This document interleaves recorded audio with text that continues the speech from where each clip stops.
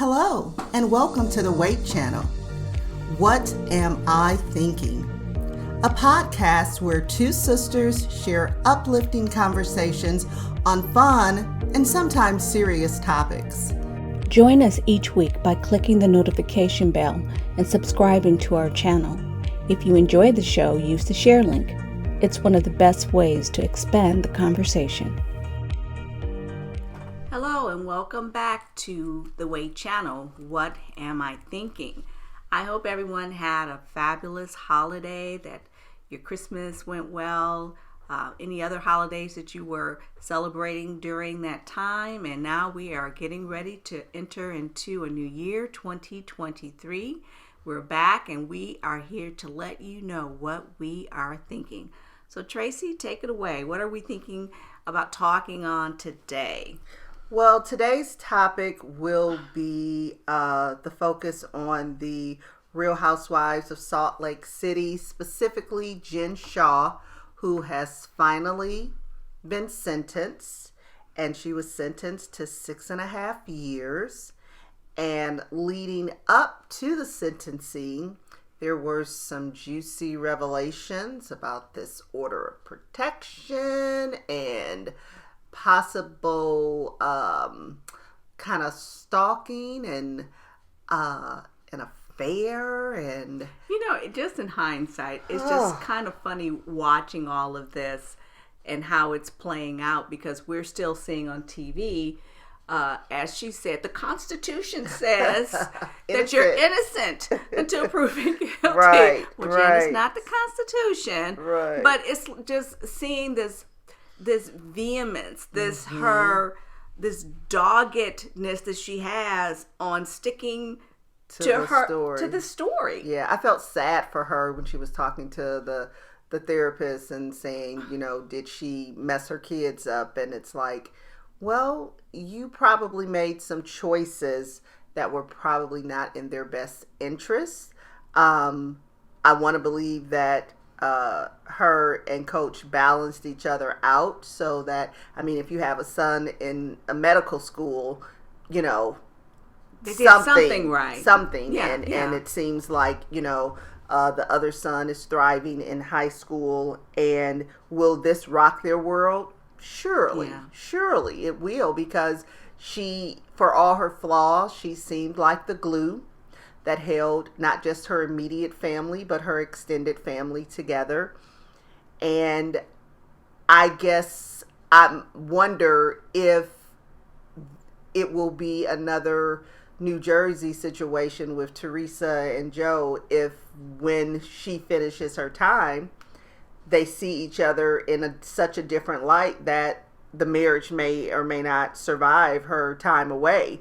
That's a long time. It's a long time. That's a long time, 6.5 years. And I don't know if I see, now we question so many aspects of their marriage. We know coming into season 2, she said he was on the verge of divorcing her. Well, now we have a little bit more information to know that there was some infidelity.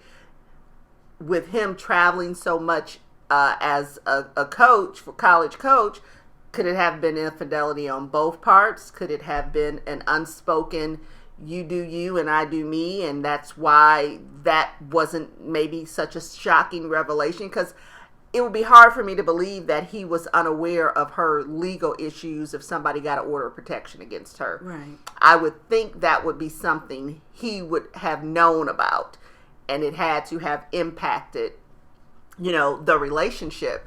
And if we look back on the timing of things, I kind of wonder if that was about the time, if we think 2019, does that not tie into season 2 when the divorce was possibly going to happen? That fits that. Yeah. So it wasn't necessarily just about her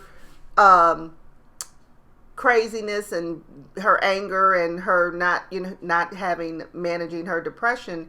Probably had something to do with that. Right. If we do some math and look at timing of things. So, but anyway, it's not. Which, go ahead. Which is quite funny because we know in season 1, when she felt free to talk quite freely about Meredith and her marriage and how they each were dating other people, and it was Meredith that said they were dating the same person. She inferred it. I don't think she used... She didn't say those words, but she also made the comment of, I could talk about what other people in this group have done and something like that. So it made us, of course, I immediately thought of Jen, you know, as probably the one she was referring to. And now I think we can kind of confirm that it was her.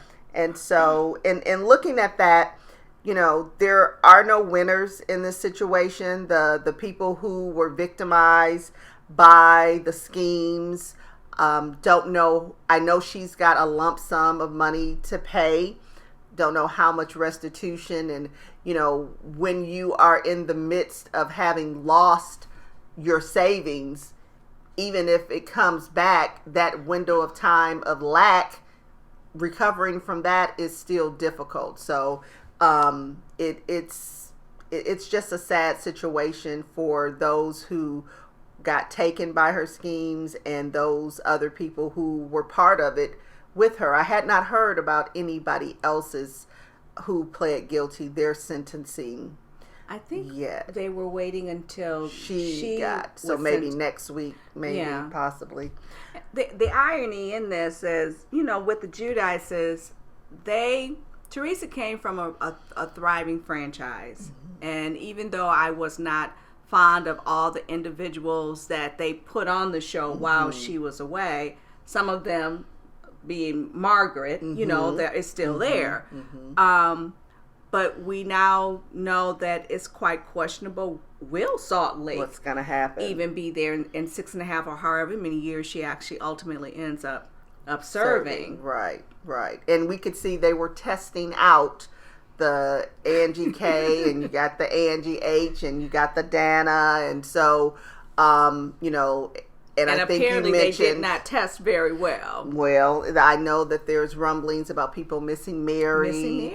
And so it will be interesting to see. Another cliffhanger that you were sharing is that the black eye, that it seems like the culprit was, according to allegedly, you know, the vloggers and bloggers are saying that Heather is coming forward and indicating that it was Jen, and that's what we had deduced for ourselves, our own sleuthing. It just made sense. Now, whether it's true or not, and again, you know, until I hear the words from her mouth, this is just speculation.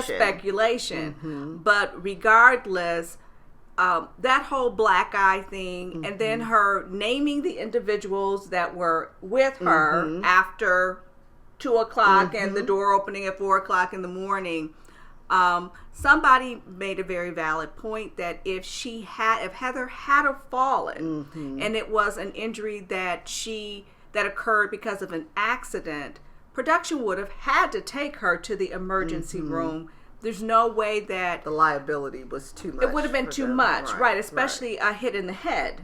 She would have had to go someplace, right? So it makes sense a person did it, right? And it makes sense that she would be the person that would protect Jen. And now that she has been sentenced, if it's coming out now, it would make sense that she would feel, because an assault, because the prosecution was adamant about getting that order of protection to the judge. Right. So if they had known this, and I would wonder if they watched and was like, Heather, you need to tell us. If, you know, I would wonder if there was any pressure like that, because that's an assault. That's an assault. But we know history tells us she has a very violent temper. She can get physical. Yeah, and she so, really does. And how sad that she would be the person that most people would think would be the culprit. So and so we don't know if that is something that she is guilty of or not, but it seems like she's the most likely suspect. I mean, it's a sad chapter. Very sad. But I hope the end is that the victims receive some form of restitution, yes, something, yes, because yes, yes. I don't know that they can get all of their monies back, but to be swindled, you know, Yeah, in a way, I'm not even familiar with the whole scheme of it. Well, it was something like people who were trying to start online businesses, and they made them believe they were buying these services to help them with that, and they really were getting buying nothing. They were getting nothing, and so yeah, it's you know, when you see somebody trying to do something entrepreneurial and get taken advantage of in that way, it's just sad. So another person that should be as sad as it is to see her go away for the 6.5 years, I want to say her husband, Coach Shaw, should be grateful that he didn't get swept up in it, because you know what he knew, when he knew it, whether he put blinders on, whether there was funds commingled, who knows, I don't know, but for the grace of God that he is not getting caught up in it. So she's going to serve her time. It's to be determined what's going to happen to the Salt Lake City franchise and all those friendships in the balance. So I believe they have one more episode to go before the reunion starts, and we'll see what happens. So that's where we are. That is what we are thinking about Jen Shah and the Real Housewives of Salt Lake City. Please add your comments and let us know what you're thinking. Was it a fair sentence? Do you feel she should have got less, more? Do you think the franchise will survive her exit? Please let us know what you are thinking, and tune in next week when we share what we're thinking on another topic. Thank you.